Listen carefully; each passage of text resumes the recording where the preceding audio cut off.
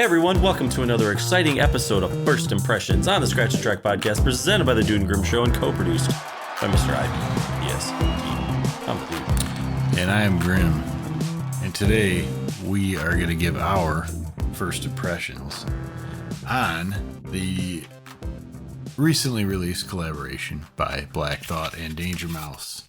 Goes by the handle of Cheat Codes. Heck yeah.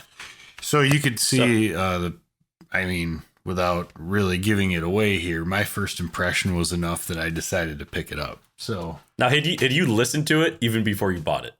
Because you had a few times through, and I just as soon as I put it on and I got about halfway through it, I was like, I think this is gonna make my top 5 of the year. So I'm just gonna go ahead and just do myself the favor now. Yeah, before they're all scarce. Exactly. I was 100% the same way. I hadn't even listened to it, and I saw it in the store, and it was probably like one of those days where they kind of didn't have anything else I wanted. Oh yeah, would have been. And I was like, man, I was like, this is probably just gonna be good. Yeah, it's probably just gonna be good. And so I didn't do that though. It didn't. But I'll tell you what, like then you said you picked it up and you enjoyed it and everything, and yeah, it was just one of those records where when you first put it on and you just right away you just say I like this, like I'm gonna like this. It was just like immediate response. It's like it's going to be good, right? Well, yeah, and like I said, I did not pick it up before listening, but after listening, it was very it was on my radar very quickly. And it kind of goes back to rap as we knew it and would have come up on more, as opposed to kind of like that trap beat shit that's like real popular now, which I'm not that into so much. Yeah.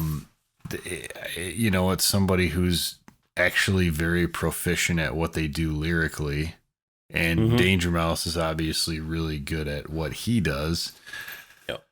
There's lyrical content. There's a lot of great guests, and I like that a lot of the guests. There's a lot of current people on there, and I think that they make great additions to it. Just overall, it was just one of those ones that you figured was probably going to be a home run. Definitely. And I don't know, the cover art's simple, but kind of poignant. I don't know if with the title Cheat Codes, which kind of is like a video game reference, right? Yeah. I had wondered if the people with kind of like the eyes, which on the vinyl, the label is also that, which is cool. Oh, is it? Yeah. Okay. But I wondered if those were meant to simulate NPCs as another video game reference, which is, do you know what that is? Non-player characters. It's basically the people who walk around and like say things, in Grand Theft Auto or something. They're just walking around and they're just like, hey, what's up, man? So those people, somebody call a medic. Those people are all the NPCs on the front of that record. That's what I thought anyways. Non-player. I feel like there's a lot of NPCs in this world. Dude, there is a lot of NPCs. But yeah, man, like it was just kind of like you were saying, it was a little bit of a throwback. I felt like, though, it was, like you were saying, the lyrical content is very good.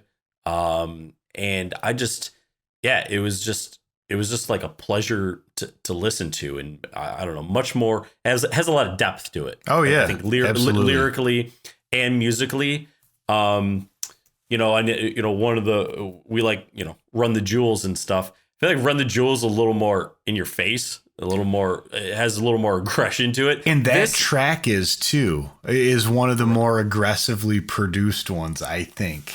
On that song or on the album. Yeah, absolutely.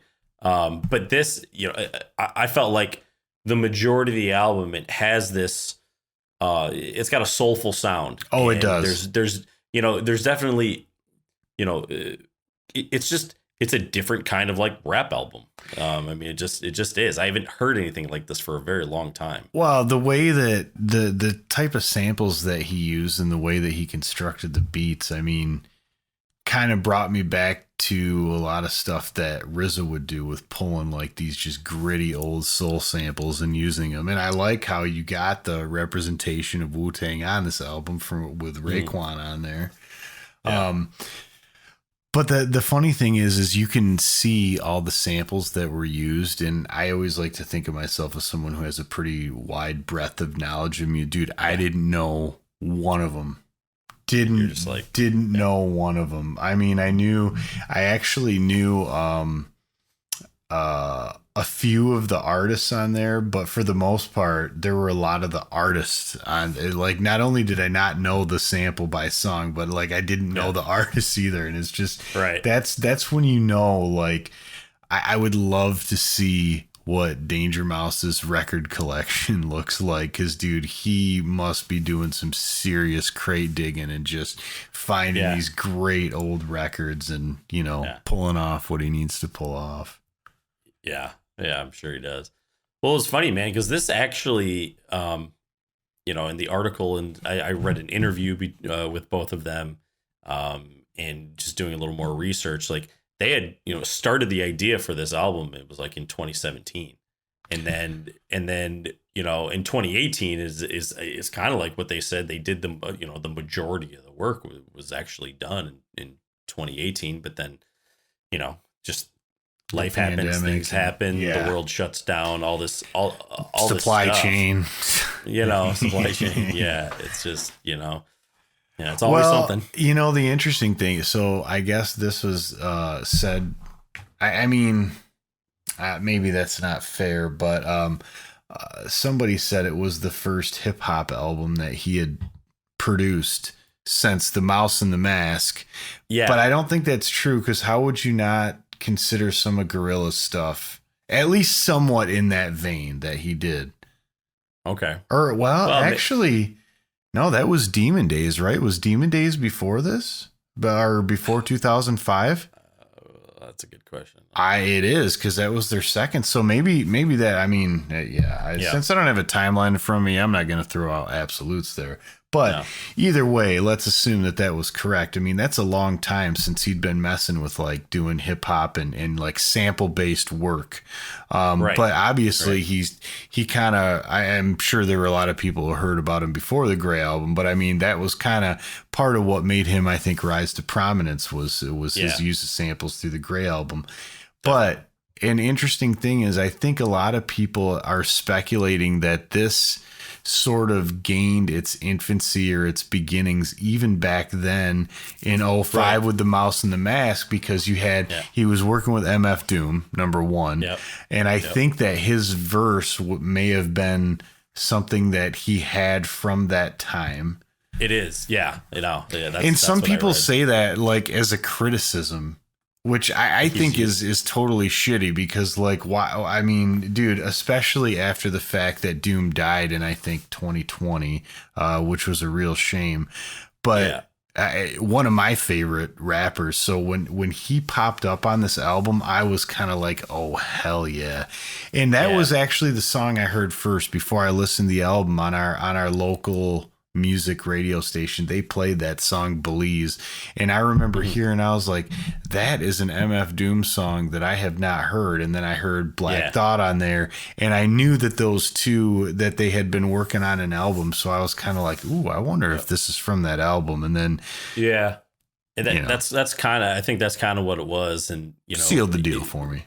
Yeah, like even in the interview I read, like the guy asked Danger Mouse, he was like, do you have just like a bunch of stuff like, laying around that you haven't used and whatnot? And, when do you decide to use it and everything? And he's like, yeah, sometimes you use stuff and sometimes you don't. And he was like, I've had stuff go back as far as like 10 years where it's just kind of been there, and you sort of pick a time, and it's like, he's like, sometimes I don't use it, and I kind of think that it's a good idea.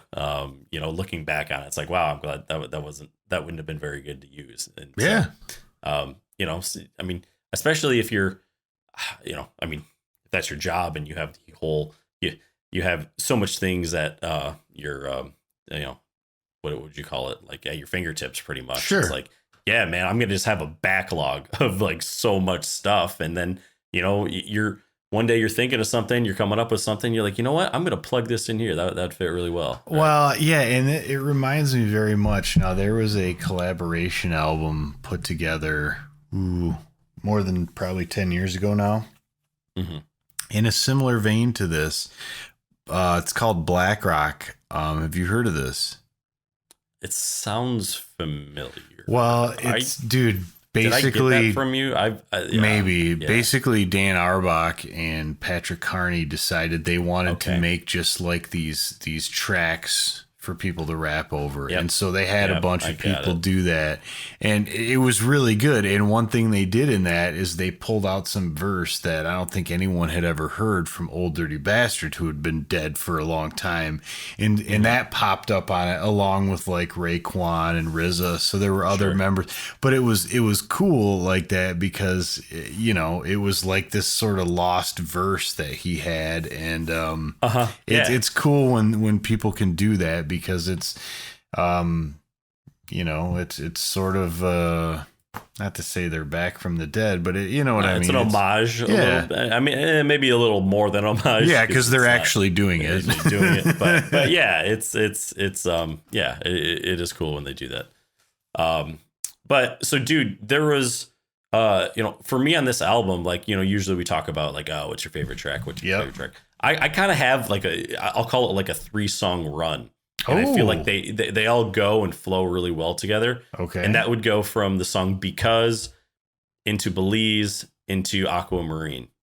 And even the song, I don't know, they seem very chill, have nice, smooth soul sound to them. And even like the song Belize and Aquamarine, I swear during the transition of the song, they do something that sounds pretty cool. It almost sounds like there's like this, like a string section, and it's kind of like warming up or something, and it's like in the background, and they kind of use that to transition the song, and I just thought that was pretty cool. And I like some of the back. They're very light and faint, but some of the background harmonies and vocals throughout this album are just really nice touches that they add. I think I really like the first track. Sometimes I almost think that the vocals are too strong on that one, and they kind of compete with Black Thought a little bit. But as the rest of it progresses, you're right. They just sort of pop in there at the right moments, and like Because is a really good example of that. I think when they do that, because you know. But I have to say, like, if I was gonna pick favorites, I'm always torn. Belize and Strangers, man, because dude, the Run the Jewels, not the Stranger, just Strangers. Correct. And not Strangers in the Night, just Strangers. Strangers, not perfect strangers. Not perfect strangers. Stranger Danger, Danger Mouse. Yeah. Oh, that would be a great album title. Stranger Danger Mouse. I think we got something there. So if you just want to credit us and yeah, we'll take our cut and we'll be happy about it. Mm-hmm. Yep. Some of the reviews that I've seen on this, of course, I don't know what it is, but like I'm really not on the same wavelength for the most part with the folks over at Pitchfork. They only gave it a 7.2, and I was like, that's a real jerk off sort of a review. Yeah. Dude, even Fantana wasn't like, he gave it like, I think like a low 8 or something, but which is more respectable, but dude, but you got to think about what this scale is. I mean, if you think about, okay, what's a 10? Well, that's why I'm saying the greatest albums of all time. Yeah, and I think his rating is more fair and right on. When I saw that, I was like, I can accept that, but I just sometimes I think like unless it's just like stuff that is a flash in the pan, Pitchfork is going to shit on it, and that's my perception lately. Now, please prove me wrong and actually say something's good. I'd love to hear what they have to say about some of our other first impressions, but we can't all be experts. We can't. No. We can't all be experts, even though it's a game of mere opinions. But yeah, even though it's your job. But yeah. yeah. So Well, I'm Grim, gonna give it. I'm gonna give it I'd give it probably like an 8.5. Really, like I'm gonna put it in my top 5 of the year. I don't. Oh know, yeah, I don't know where I'm gonna rank it yet, but for what's come out this year, it's gonna be in that for sure. Well, there's a lot of King Gizzard and the Wizard albums, so I mentioned 1 or 5 of them might make your top 5. I'm thinking at least one. At least one. Probably just one. But it sounds like the overall, Grim, is that yes, we like this. You should like it. You should listen to it. You should also like and subscribe. And let us know what you think below. Yeah, definitely. I would do that too. Yeah. But yeah, we highly recommend it. Give it a listen. Let us know what you think. And we'll see you next time. It's time to go. Scratch a Track is produced by the Dude Grim. Additional music provided by More. That's ... MORE and the Tims TIMNZ. Copyright 2020.